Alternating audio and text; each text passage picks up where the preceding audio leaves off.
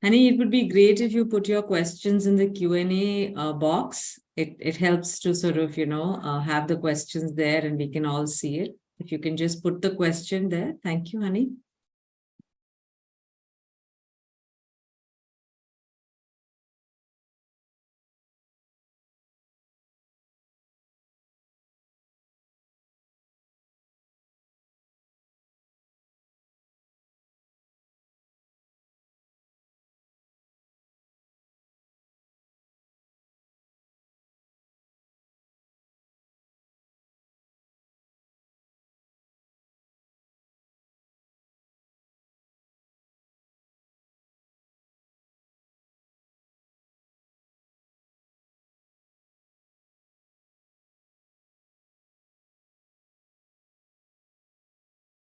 So Rohan and I think, joining you from Delhi.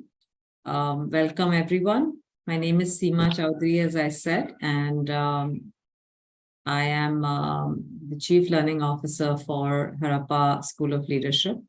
At present, the Harappa School of Leadership runs one program, which is called the Accelerated Management Program. And under that program, we have it's a mini management sort of piece. And I met Rohan as a result of running that program. We are in our second cohort and recruiting for the third one. And Rohan and I had a very interesting way of meeting. He had reached out to my CEO via LinkedIn, and he runs an organization called Build Your Own Brand. And Rohan's organization essentially helps people craft a resume that helps them to sort of, present themselves to recruiters in the best possible way. For us, it was a very, very collaborative sort of partnership. We also wanted all the people who are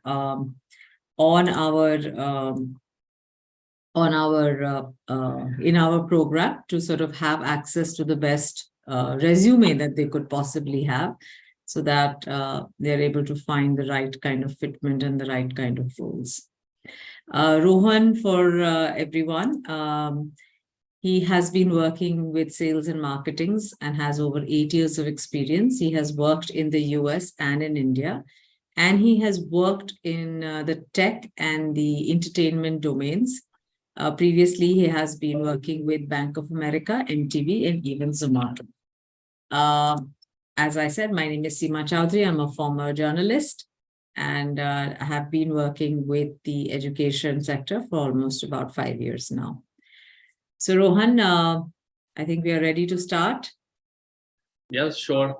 All right. So because the questions have already started coming, so I thought let's not waste any more time. Rohan, why a one-page resume? I have always had a resume. I know now I have a one-page resume, but I've always had a 3 or 4-page resume. I have so much to say about myself. How can I put it all down in one page? I think that's the most number one FAQ we get on our website as well. I think I'll just put it very quick, because since 2011, since I've been looking for my first internship and now with this business, we have definitely transitioned into a very information overload kind of environment. Like, we don't even realize while we're working, and we just shift to our phones and we're starting to kind of scroll on reels, etc. So grabbing attention is very difficult in today's time, especially post the pandemic also. So the way we say it, like, when thinking from a recruiter's point of view, a hiring manager, that's their daily KRA is to go through hundreds of resumes. All right. So that energy will not be high on the 5th or the 6th resume. So it needs to be designed in such a way that it's only one page. It's easily skimmable. You can highlight your experiences, big brands, where have you worked, your education, brand names, that's it. So think of, like we always said, think of your resume as a highlight for the match and save all the details for your interview. Don't go all over. You're essentially saying that a resume in today's time is a skimmable document. It's not the full story. It's something that gives you a glimpse or a taste of someone's professional career, and that's the only role it plays. Is that true? Correct. Because a candidate has so much to offer, right? Like you said, you have like 5 years of education experience. You've been in public policy and media, etc. All of that, it's not humanly possible to put it in writing, because while you start writing, there will be so many. It's humanly possible. What you're saying is it's not humanly possible to read it. Read it, right? So, but when you start writing, also you realize, oh, I have to talk about this, I have to talk about that, and it keeps on getting longer. So it's good to save all those stories. And what really one page really helps you is it makes you prioritize what is important. All right. And then you know that this is something that I need to go in detail once I crack the interview. All right. And so, like I said, always design it for the person who's going to read it, not as a monologue. The mindset shift, when it happens, you'll realize it that it's much more better to have a one page, which is a basic highlight. And while designing it, I figured out so many stories I can talk about in the interview, and I just carry on from there. But, sometimes we have so much of so much to say, maybe in a particular job. We've done so many things, so many achievements. And what if we don't end up telling them the real highlights about ourselves because we are trying to restrict ourselves to a one page? Is that did you ever? It is like, see, that's where the prioritization would come. So suppose, for example, the case you've described, for one particular organization, you feel that you've done really massive amount of projects. You went through the leadership, changed roles, etc. And that's your current organization. Ensure the more focus is over there. So maybe over there, you can increase your bullets from 2 to 3, and then start trimming down from the bottom. So how we do it is, as you move up in your career from your 0 to 3 years, 6 years, 7 years, 8 years, your education starts to trim down. Your internship experience starts to trim down. Volunteer experience, high school experience gets thrown away. So that gives you more room to kind of talk about that organization, which you might have done a lot about. So it's all about prioritizing. And I think when you're designing a one page, it kind of pushes your creative cells also, and it makes you focus on what is important. So keeping a balance of what you think is important and what the reader might think is important is also something that you have to keep in mind. So getting carried away that I have so much to say and everything, there is a lot of other avenues. There's a video resume, there's LinkedIn, there's all of it. You can, and the interview, of course. That's where you play the long game, but make it exciting enough to give you that call. So I remember once when we were sort of discussing, and this is common knowledge and many people know this, they say that on an average, a recruiter or someone who's reading your resume doesn't spend more than 6 to 8 seconds on the resume. Yes. So in 6 to 8 seconds, what are they even reading in a resume? They're looking at your work experience through the dates. How much work experience do you have? Brand name stand out, numbers stand out, and your skill section. So, and 6 to 8 seconds, it's like a human eye. If it goes through the application tracking software, it's even faster. All right. So you have to balance it in such a way that there are impactful numbers, your work experience length is clearly visible, and whatever you're applying to. So suppose the role you're applying to, the most relevant experience needs to be on top. Because when you look at it from the reader's angle, they'll always read from top to bottom.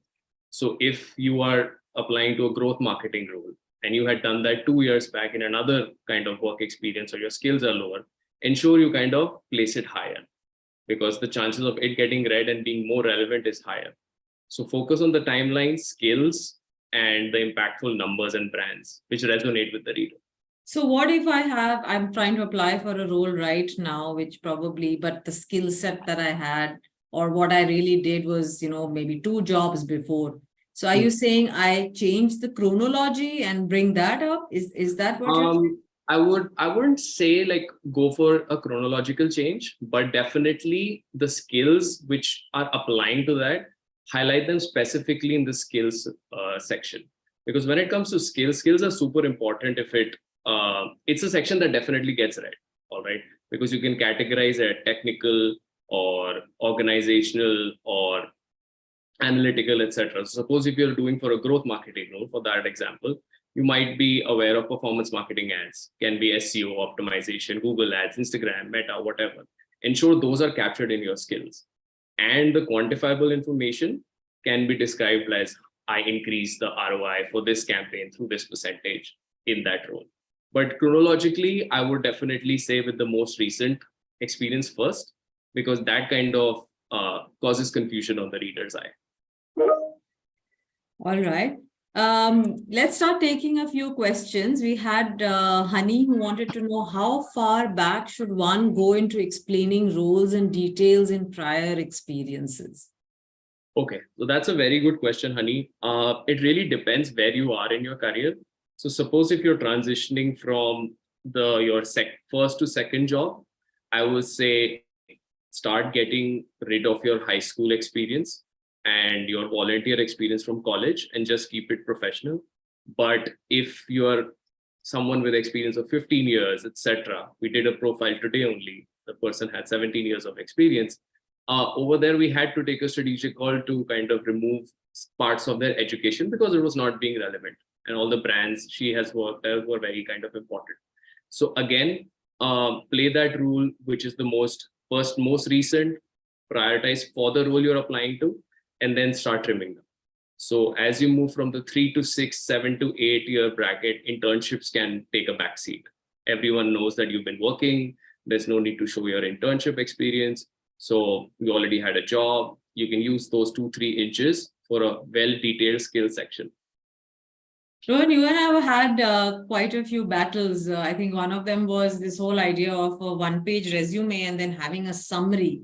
And I know you completely oppose the idea of having a summary. So one, I wanted to understand why a summary and when a summary, and if not a summary, why not? All right. So I have changed my viewpoint about a summary very recently, actually. But I feel like the time when I started looking out for a job, the time I started BYOB, the time is very different. So there are multiple avenues where you can kind of use long form content to describe you. Summary falls into that. All right. So I would always, my first principle would be to kind of shift it to the About Me section on LinkedIn. But if you are doing a transition or getting back into the workforce after a very long time, career gap, be it 2-3 years, 6 years, 5 years, there's a lot of cases like that. There, it's good to have a context. All right. Okay. Like, why did you take a break? Were you traveling? Was there a medical emergency, or you just needed some time off? All right. So that's a good avenue to do that. The reason why I am very against of it is because those 2 inches can be used to quantify your strengths way better in other formats. All right. So don't really go into a summary until it's very needed. So either you're coming back to the workforce or you're making like a massive shift from finance to marketing and you have no prior experience to show that, then you're definitely taking a pay cut. You're definitely going into an entry-level job. So why are you making that move? Then a 35-word summary can suffice. So you're saying you're making a case for a summary where you need to explain something which a resume may not be able to explain clearly, maybe Correct. A pivot, maybe a break, maybe something really exceptional that maybe Correct. Doesn't make sense in a this thing, yes. But some way that you can connect that to the job. That's when you sort of bring out. It's a very less use case, but only when it happens. Like we did a profile, the person was entering after from 2017, so that was like a 6-year gap. So that's where we took a strategic call to add that, even though we put it on the LinkedIn, but that's where it was more justified. Where was this guy for 6 years? So we have Janvi from, I think she's watching us on YouTube. And again, she wanted to know, should we keep our work experience chronological? But I think you've already answered that, right? Yes, because there are 2 logical. When you read as a human, you get a little confused. When it goes through the ATS, it might screw up the algorithm. So that's why. Okay. I think there's someone who's come up and I know there are many questions, but this is Saif. And this was another thing that I think you and I had a little bit of a run-in when we were making the accelerated management programs, one-page resumes. This was the picture. And should we have our picture on the resume? And we both had slightly different sort of point of views, but maybe you can share it with Seth. When should you put a picture and should you totally avoid it, or how do you sort of, think about that? I have it in my notes also. So I've written no photo. So globally, I'll just explain you the logic. We've analyzed this data a lot, and a picture causes a first impression. All right, it can cause a bias in the interviewer's eyes. All right, it can be a personal bias. It might have nothing to do with the organization you are applying to. So that's the logic we kind of it applies to the same as age as well, and it also applies in India. You will still see resumes with biodata and which says married or not married also. So these couple of things are kind of not advised globally because they cause a bias, but there are definitely some exceptions where the placement cycle is so structured and it is so different, all right, where there are certain guidelines issued by the institute or the college that we want your resume in such a format, because there it's better to follow their format because their placement is also in a more structured manner. Why is that? Because on the receiving end, they want to see that college A's resumes are with this color, this photo, etc. So it helps them segregate. So I would take a subjective call, all right, until unless asked, don't put it. If asked, then go for it. And also, I think one of the things that we discussed, and I think one of the reasons I think why I convinced you to go with it is because we did have very professional pictures. We had streamlined pictures for everybody, and we made sure that they were against a very unintrusive background. They were cleanly done. They were neatly sort of, So if you don't have a good picture, then it's probably not a good idea. Not a good idea, yes. To use it. That's actually a very good point. If you are putting a picture, please invest in a professional headshot. Does not cost more than 400, 300 rupees, and it'll last you 10 years. So please do that. And a professional headshot is not a passport size picture. Make sure you get a proper this thing, which of course you can also use on your LinkedIn. And I think we'll do another session later to talk about what we can do on LinkedIn. But I think it's worth an investment if you do want to use your image, right? Okay, we have a question here from Rishabh Thakral. He wants to know, should a resume be aesthetically appealing or should it be as black and white as possible? As black and white possible. As black and white, as boring as possible. Please do that. Canva has messed up our knowledge about aesthetics. Please do not follow that. Photos, colors, all of with the LinkedIn PDF that gets downloaded, all of it messes up the application tracking software and it's difficult on the eye. Keep it plain white, boring. Use Arial. Arial is the most common used font for eyes as well as machines. So it's a clear answer to keep your resume boring and black and white. Like no two ways about it.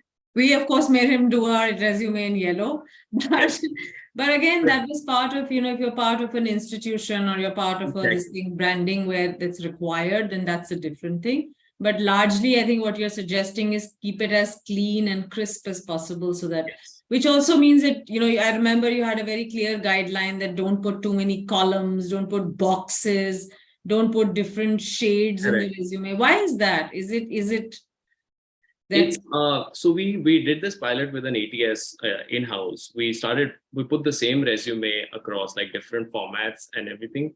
The highest score was coming out when it was plain white and boring. All right. I think it is more towards when resume is going through a technology software. All right. So you don't know how structured that software is. All right. So if a table comes in, it might just mess up the dates with your experience. So your experience might show up with 6 years of experience where you might have 3. It counts the education experience as well. Then the colors don't kind of catch the action verbs. Then the font, if it's Cambria or some other font, that doesn't get processed. So it's best to follow a standard format. But like you said, where certain guidelines are already there, all right, where like an institute or something, then it's better to follow them because on the receiving end, that placement is also very aligned that way. So are you suggesting if somebody likes to have an aesthetically pleasing resume or maybe some color or something, maybe they should definitely have one plain formatted resume, and then maybe somewhere where they are personally reaching out to someone and they don't want to present a while, they can have another one? Is that worth the effort? Like I think that's a good approach. There was like this just reminds me of something that went viral on Netflix, on LinkedIn actually. Someone had applied to Netflix with a Netflix designed resume, and it went viral. So if you're a creative designer and your field requires like that, maybe as a cold outreach you can do something very graphic, all right. But it'll be that use case will be very less. So yes, that approach is fine. Keep that for your experimentation, but have a structured master resume which looks black and white and with all the ATS guidelines with you. I'm going to just take 1 minute, Rohan, and say everyone who's putting questions in chat, please, it's just much more easier if you put it in the Q&A box. It's easier for Rohan and me to sort of look at that and answer. Okay, having said that, before I take another question, I think one of the things that you and I also talked about was this need of what, we call a master resume versus what we call a job specific resume. And you said something very interesting to me and said, no, if you have a one-page resume, most likely that's okay to be used almost everywhere. Very rare circumstances will you need to sort of, tailor it too much. Yes. But I always thought of a master resume as like slightly a longer resume where you can put things and then, keep converting it into a one page as and when, a specific job opens up and you bring things that are more relevant. I mean, any thoughts on that? So definitely master resume should also be one page and your customized resume should also be one page. But I would suggest when you're in the 0 to 5 year bracket, having 2 resumes is okay. All right. Because what you'll realize it, because we also have data around this, spoke to our clients and ourselves also. When we started applying with the same resume to a little bit different job descriptions, there was no kind of significant movement in terms of the interview rates. All right. Because post the 4 year, 5 year bracket, you know pretty much what you want to do in life and which role do you want to kind of push forward. So that way, having one resume really helps you because it's easier to build over time. Now, that is kind of the approach we advocate. But in cases where like you're making like a massive pivot, all right, maybe from banking to marketing or marketing to research or something like that, there, and you've spent say like 7-8 years of sales and marketing experience and you're planning to go to the broking industry for some reason, for some etc. There you will have to kind of tweak your resume a little bit so that it's relevant to the job description. All right. But overall, data does not suggest that much that you need a different resume for different job descriptions because the resume gives you a lot of opportunities. All right. So the skills and certification section can be really utilized. When you quantify your bullets with action verbs, spearheaded means leadership, then amplified means growth. All of those kind of count, which shows impact in different ways. So use those spaces to kind of have that. But yes, unless you're making a massive pivot, would still recommend sticking to one. Okay, so there's a question from someone who says they want to make a shift from merchant navy to an office role. How to write a resume for this? Merchant navy to office role. Yes, over here it will like exactly what we just discussed. Depends on what kind of office role is. All right, if you're moving to office role within the merchant navy industry, all right, it'll probably work in favor if you don't kind of change your resume a lot because you know the industry knowledge on ground. You're just moving into a more office oriented role. But if you're moving to I don't know Blinkit's office or some other office which is completely distant from merchant navy, you'll have to kind of create a new resume with a summary section explaining. And before you make that shift, definitely upskill yourself with a lot of certifications relevant to that role. All right. So a lot in today's like 12 to 24 months, every kind of course you want to learn is available for free on YouTube and is also certified via LinkedIn, Udemy, Coursera, etc. So the role you're applying to, definitely try and get that in some sort of certifications from a distant learning program or some kind of that, and add that as a certification there because it will help you with your chances of getting that job. Okay, so we have Swati who wanted to know about colors and wants to know if it's important in resume making. You've already said your preference is stay black and white as much as possible. Swati also wants to know, if you put a brand logo of a company we worked in, does it make it much more sort of, visible to the recruiter? Yes, it will make it visible, but definitely put that name. All right. There are three things around this. With brand names, like when it's a Fang, earlier now Mang, uh, the data says that if you put your Facebook on your resume, you will get scored higher. All right. But there is no kind of data around having the Facebook logo on it. All right. So it's a personal choice, but I would stay away from the logos because it's a little distracting. But the name definitely goes there for sure. So you're essentially saying for the machine, it could, if it's going through an ATS, then it won't, it doesn't benefit you in any way. So you definitely still need the name of the company. Correct. If you feel like it adds a little sort of, zing to it, then Because go ahead. But technology is advanced, but it's not as advanced as we sometimes think. So you don't know what the other company is using. So it's better. The black boring one will get your job done. I know the logo really attracts us because, oh, I have the Facebook logo over there. But what if they are using an ATS and not a manual resume? It might just kind of lower your chances. So think of it from a generalist kind of view when you're applying, and not from a personal point of view also. okay, I'll go back to a fresher. I think Asif had put this question in the chat, but he wants to know, as a fresher looking for his first job, what are the other things we can add to our CV to compete against people with full-time work experience?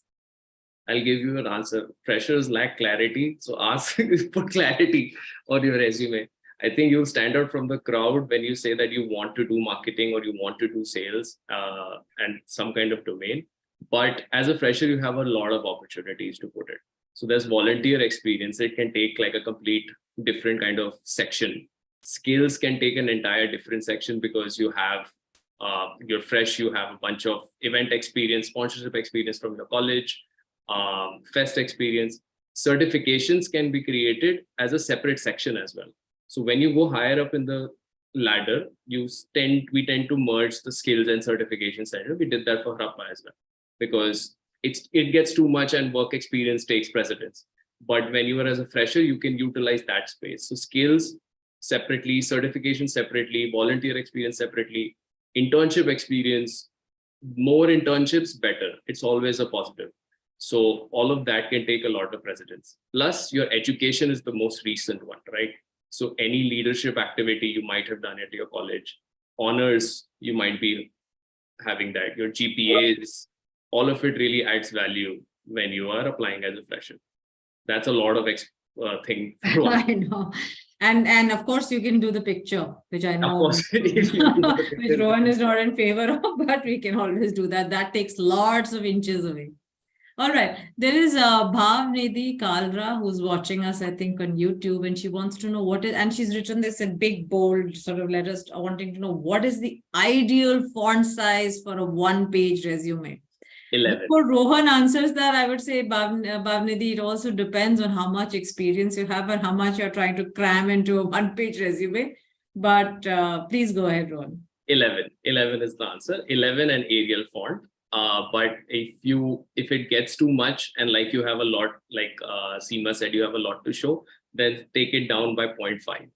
But before taking it 0.5, play around with the margins. So ideal margins are 1 inch, but then we can move it to 0.75, 0.5. Font size, would be the last straw, but 11 is something that you should aim at. Oh my God, mine is 9. Okay, so, welcome Shilpi. Shilpi is one of our accelerated management programs, cohort member for the cohort 2, and she has a question. Shilpi wants to know, are personal websites considered legitimate in a resume bracket? Given that someone wants to showcase a niche understanding through proof of work or some sort of projects that they may have done, is it okay to give a link of your own personal website? Absolutely, absolutely. So there is like a bunch of websites out there. A personal website at one time was the easiest to do, but now people are writing on Medium. People have their own portfolio links, Notion links. Absolutely add it where you put your email on the center. with like just a line, that gives much more information and hyperlink it. That's all absolutely your call, and you can add it. Okay, this one is an interesting one. Amit, I'm in the same boat as you. This is Amit Pathak, who says, how do you suggest structuring a one-page resume for someone with 20 plus years of experience? Having worked for a couple of decades, it's so much difficult to choose what to mention and what to leave out. You know, in journalism, we used to have a line, which I don't know if you've heard this, Rohan, it's called kill your darlings. So sometimes you write a copy and you think, oh my God, there's nothing better than this. And then the editor sits down and just scratches the whole thing out. And that's what we call kill your darlings. I think that's somewhat what happens when you sort of sit down to make a one-page resume. But Rohan, please go ahead. I think, Seema, you've answered it, because I've had that experience as well. I cracked my first internship after 300 interviews. And when I had to strike it off in India, it did hurt. So I would say go for chronology. If you have 20 years of experience, I'm guessing you've been working since 2003. All right.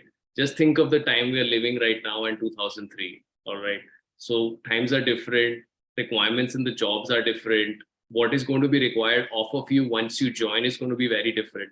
So having something as old as 2003 is probably not relevant at the moment. 2003 to 2000, I would say 11-ish, 12-ish, whatever the skills are. And if you're in the same domain, they'll get captured eventually from your recent work experience. So go chronologically, just keep your college. That'll keep you 2 inches of space. Removing 2000. If you really want to keep that, like some companies you've worked at, maybe just go with their names, all right, and your duration, so that'll be helpful. But definitely no job responsibilities, no bullets, nothing like that, and keep it as recent. Because I would definitely say that do not remove the company, because that will hurt your work experience. It might reduce it from 20 to 18, but just keep your first couple of 4 jobs, just the name of the organization you worked and your designation. That should give you enough space. Okay, Dolly has an interesting question. She says, how do you showcase your work experience if you stay in the same organization, but your roles keep changing? So you maybe become an analyst or a senior analyst or a team lead. How do you sort of handle this in a one-page resume? That's the most easiest to do. It gives us more space, and I've done it for myself and a lot of people. So you just keep the company name as same. So I changed 7 designations in Zomato. All right. I started as a key account manager, manager partner growth, then area sales manager, then area lead, then program manager. So that's 6. All right. So you just keep the company name as same. That does not require you to add the company name again. Location is same. You keep on adding those designations, and it plays to your advantage. All right. Because it shows that you stick around. There's loyalty in the organization. So that's a very easy way of kind of showing it. And your experience also, timeline also stays consistent. So just keep the company name once and designations below it. Okay, so we have a possible question from Deepak, I think, who's watching us again on YouTube, but I'm not really sure what he's asking. He says, what is the preferred format for a resume? I'm not really sure if there are styles or preferred formats. So I think if there are a lot of different formats we get, where there's a picture, then there's like LinkedIn gives you a very weird format, there's Canva, etc. I think preferred would be black and white in terms of color tone. Bolding only for your main sections like work experience, education, skills, and certifications. Keep your name and contact information in the center top, and plain black, like regular black colored font. I think that would be an ideal way to kind of structure it as a format. Here we have Harsh Shah, who wants to know, if you have a break in your resume, how to show break in CV and replies to be given. So basically he wants to know, if you have a break, how do you sort of showcase it in your resume? And then eventually, how do you prepare for it in an interview? But the interview part is separate. But I would say, how do you show a break in a resume? And I think summary was one way, right? It really depends on the size of the break. All right. So suppose sometimes we come across a lot of cases like that. Someone left a job and joined another job for a pay package. They didn't like the work environment and they left in one month. 1 month is now acceptable in today's time. All right. People kind of understand that, especially it also depends on the market you're applying to. So they'll understand that something didn't work out, etc. So justifying a gap is not that hard. But if it goes up to like 5-6 years, all right, then definitely include a summary as to why you took that break and what were you doing that. And if you did actually upskill yourself and did something different, then definitely include that. I'm going to ask you a tough question here. I mean, I know a lot of people have experienced this in the recent 3, 4, 5 months. We've seen layoffs across industry. How do you explain that? How do you explain that gap? I would suggest the layoffs it's a tough one for sure. All right. There is, I think a lot of people, it was difficult to kind of explain that 2-3 years ago. Right now, the receiving end is more empathetic. That is for sure. All right. It's not a judgment passed as of like, why was X person laid off and why were you not, etc. And it's a macro condition. So people do understand that it's not in their hand. So I think I wouldn't have a right answer to it, but it really depends on who you're interacting with. All right. It's not an unknown phenomena in today's days, sadly, but explaining. Probably not something to highlight in a resume. It can just be put in as a gap. And I think perhaps it's better explained in an interview. Better explained if you maybe don't put an end date on your company. All right.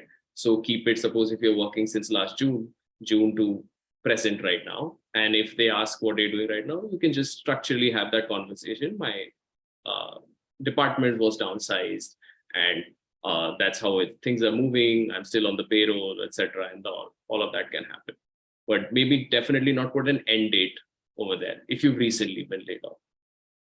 There's Karthik who wants to know, is there any limit on the number of lines or number of bullets that one should keep in mind when you are sort of talking about a specific task that you have executed? So I wouldn't keep it to a task. I'll answer it for work experience. So always follow this rule of overview, quantification, and what you give back. So keep a 3-bullet rule for any kind of work experience. The first one, explaining what you do. Second, how your impact was quantified. And lastly, what you gave back in that role or to that organization. That really helps you kind of think. So I would say stick to the 3-bullet rule. In case you're in your first job and you're looking for your second job and you have less internship experience to show, then maybe bump it up to 3, 4, 5 bullets if required. But 3 is the ideal number. I think someone again wants to know, can you mention trainings and internships in a resume? And as you've already said, it depends how many years of experience you have, whether you have the space in your resume to sort of mention it or not. So it's really a call you'll have to take depending on how many other things you have to talk about, right? Yes. Especially when we're talking about a 1-page resume. Correct. So it really depends. Yes, but definitely mention training and certifications. We are seeing a lot of them, just an insight. We are seeing a lot of people, a lot of clients coming in with a lot of current intern certifications. It's definitely being received well on the hiring end, but so definitely include them. Okay, so we have a question from, what is the value of a certification on a resume if you want to transition to product management? So like I value certification courses? Yeah. Like I mentioned, it adds. There's nothing bad to not have it. All right. So especially when you're making a transition. So a lot of people move from sales oriented or customer experience route, move to product because they get the business a lot. All right. So you can definitely have it captured in your bullet points on how you kind of improve the product. But having an additional qualification will never hurt. Right? People still get MBAs, multiple masters. Doesn't hurt, but do you really need it? That's the question I think you need to suffice. But if you're transitioning into a very different kind of domain, maybe if you're moving from finance to product management, yes, a couple of certifications will add more value. But if you're moving from tech to product, it's like a normal shift. It's not something out of the, so even if you don't have the certification, your experience will speak volumes of it. Okay, this is an interesting one, and I don't think, Kasturi, we can really help. I mean, this is more about a resume, but perhaps you should look into the accelerated management program.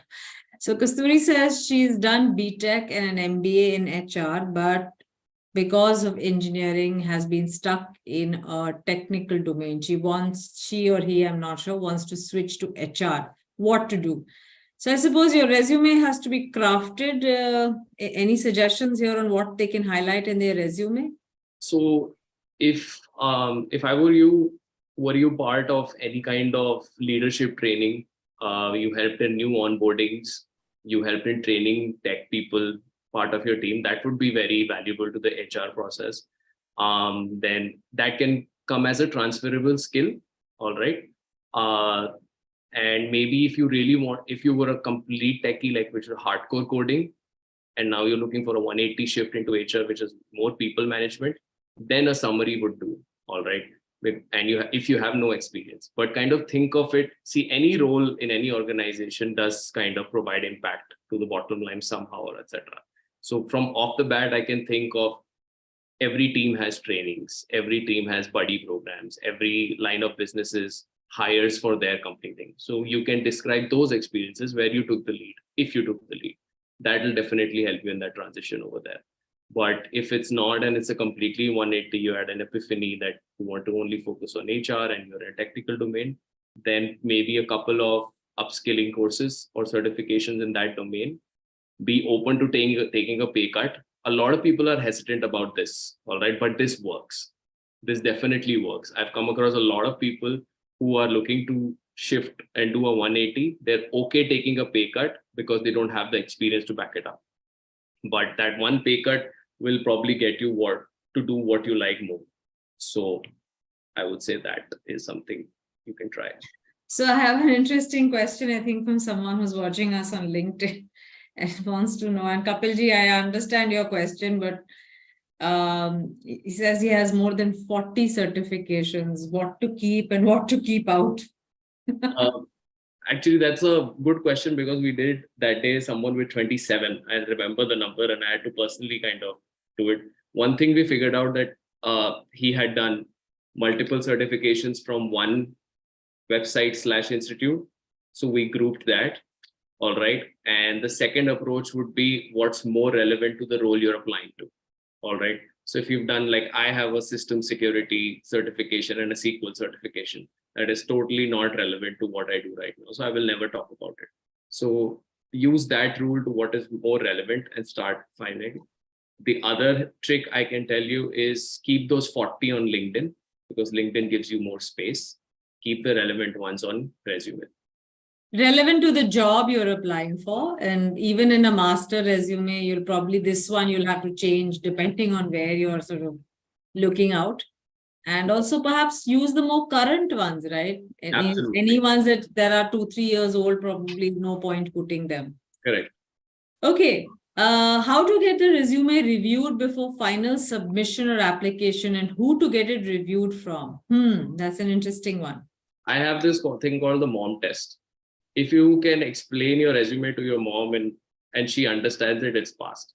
So give it to your friends, give it to your family, give it to your couple of your mentors. If they understand what you're trying to tell them, what you did, obviously they'll all have feedback. It's on your choice to kind of take it or not. But if they understand your role and responsibilities, then you've passed it. Okay. If someone is providing a consulting or mentoring service along with their current job, how do you highlight that in a resume? Can that be misconstrued as moonlighting?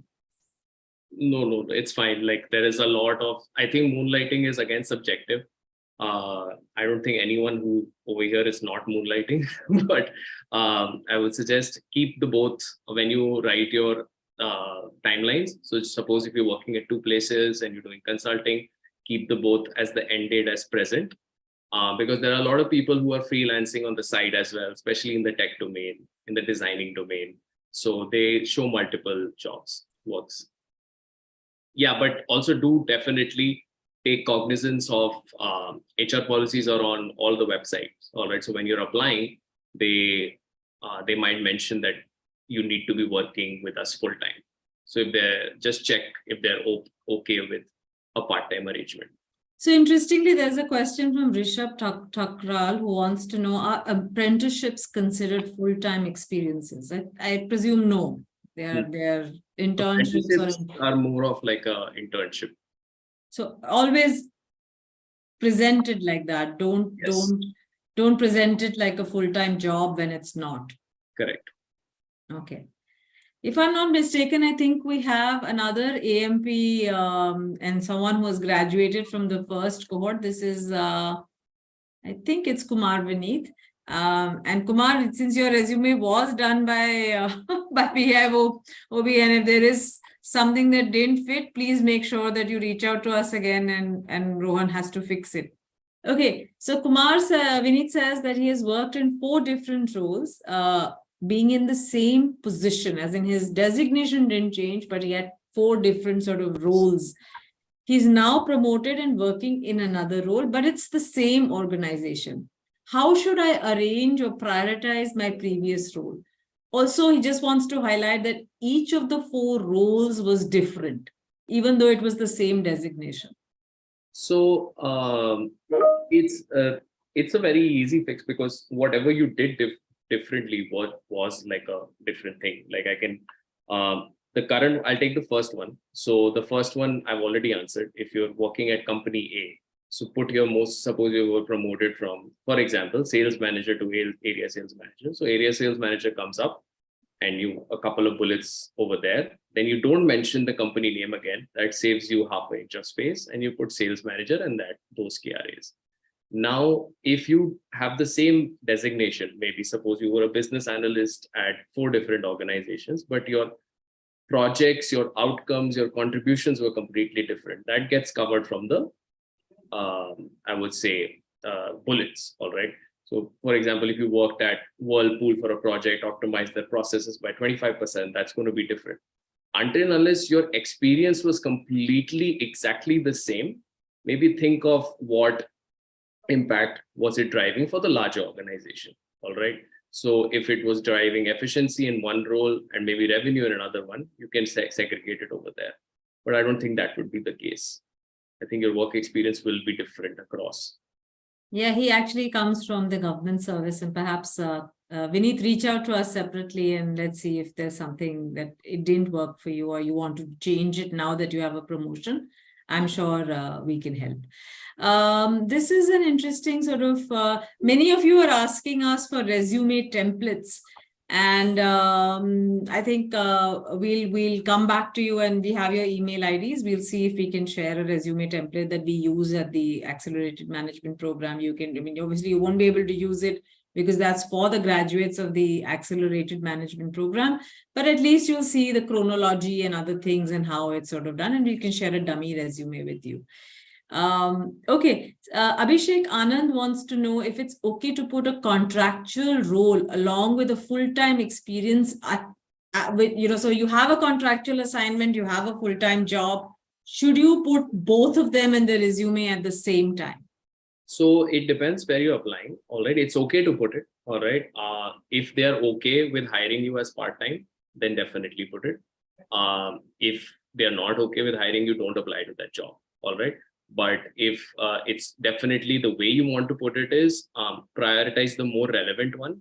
All right. If the contractual work is in a different domain and your current job is in a different domain, and how you structure it, you just don't put an end date to both the experiences. It is job as present.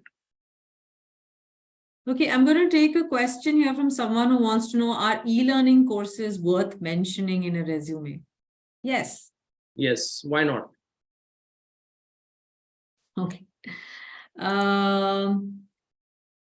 Interestingly, there's a question here from someone who says, Aman wants to know if the Accelerated Management Program is suitable for someone with 18 years of experience. I think someone from the Harappa team will reach out, have a chat with you, and then you see if it works or not for you.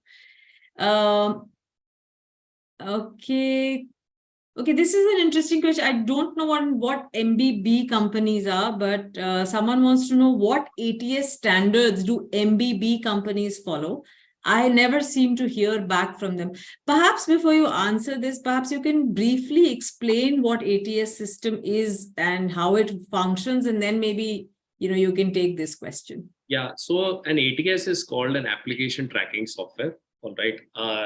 It basically does much more than what we know about. The first primary function, which is publicly, which people think about, is it parses your resume. What does parsing a resume mean is you give it to a machine and it gives you a nice summary about the candidate. So think of it from a vantage of maybe a recruiter who is analyzing hundreds of resumes a day. They don't have the time to read them. Goes through an ATS, they put in their requirements. I need someone with 5 years of experience, is skilled in this domain, etc., and ranks it, and it gives a rank. That's one aspect of the ATS. But in the other end, it helps organize companies their data about who has applied to them. They can reach out to them and do a lot of slicing and dicing as to what kind of their recruitment. They use it to store their own employees' information as well. But ATSs are very expensive machines, so it's not an easy thing to just purchase. So a lot of companies don't also use it. But I do not know what an MBB company is, but ATS standards are pretty much black and white resumes, standard font as Arial, font size 11, very simple, straightforward headings like work experience, internship experience, education, skills, certifications, nothing too jazzy. This is my contractual work, no long form sentences. Action verbs, they pick up action verbs very well. So action verbs are impactful verbs. So I did 5 contracts, achieved 5 contracts. Achieved is a action verb. So they pick up those standards. So those are a little bit of gist of an ATS that I can cover. I would definitely not know what does an MBB company work. This is an interesting question from Shrikant. I don't know if this we can sort of really. How do you fix your resume to help autofill hiring company websites? Many a times we have to manually fill in our details, even though you upload your CV, or sometimes even though you have a CV, they want you to fill everything from a scratch. So that's very ironic, because there is in the recruitment and HR industry, that's the most memed thing out there. It happens with the best of companies, even with Meta, etc. We are also productizing for BYOB, and we came across this yesterday only, because our clients also said, you've already taken our resume, why are you making it feel like that? It's, I think, more to do on the receiving end, because why it happens is people are a little lazy. They just want to give their own resume, but they have a metrics they want to evaluate in. So when that manual form comes out, it'll have some additional questions as well. All right. So don't completely negate it. That's my advice. But that's just how the industry is kind of operating. I know exactly the pain. I've done it. You've applied, you put in your resume, and you're just copy pasting the same information. But just do keep an eye out. There will be an extra question that might be the decision maker. Okay, there is a question from Abhishek, and someone who has 15 years of experience looking for a middle management role, asking, should a resume still be one page? And I think I know the answer to that, but Rohan, the ball is in your court. I think we've answered this today also. Yes, it can be. Use it as a challenge. Like one thing I had mentioned when I started, I'll just tell you a couple of benefits of a one-page resume. It's easy to read. It saves you time. It saves the reader time. All right. It focuses on key information. It makes you think creatively also. It avoids redundancy. So you will also realize that this is more important and this is not.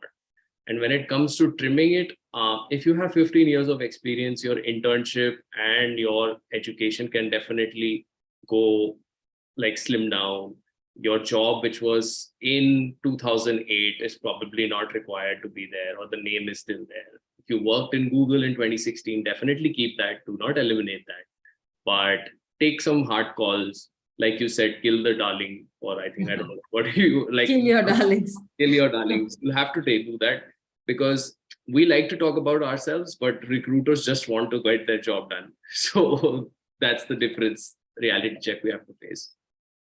Okay, is it as, this is again someone anonymously asking, is it as advisable to change the designation if the current one does not do justice to the work you have performed? I would say do it, because I have come across a bunch of things like, so there was in an organization, sales people were managed and they were called business analysts, all right. Business analyst ranks as someone who is in a technical domain, all right. So it automatically was filtering the resume out. So it needs to be, change it to the job you're applying. It helps. But as long as the KRAs are the same, all right. If you are doing something technical and you're applying to something else and trying to get a designation, don't do that. That's unethical. But if your KRAs are the same and it's more resonated widely that this is the same as a key account manager or sales manager, I would say do it. Okay. This is, should a resume be structured or in a pen portrait format? I'm not sure what that means. I think from whatever I've heard, Rohan say he believes it should be very simple, very classic, very quickly, sort of, something that you can skim through. I'm not sure if pen portraits are that easy to skim through. So anything here you'd like to say? This is Srinivas. Can you tell me? I'm not sure what a pen portrait is. Normally it's like, you sort of write about yourself. You also, you can sort of talk about it in a more creative manner. Srinivas, if you can quickly mention if that's what you meant in the chat, then but that's how I understand it. Also gives you the demographics more clearly and, really paints a picture of you as a person rather than, a cut resume. So I think I would, like someone had mentioned about their personal website, all right. So there are a lot of avenues where you can kind of showcase your journey and your trajectory more visually and more appealingly than because your works requires you. So I would say use that as additional ammunition. LinkedIn is the usual suspect. You can be active on it. You can put out content, but for a resume, since I would still stick to the boring format. And hobbies be included in a resume? And I know we had a lot of discussion when we were making the AMP resumes. Many people wanted hobbies and they wanted to sort of mention their interests.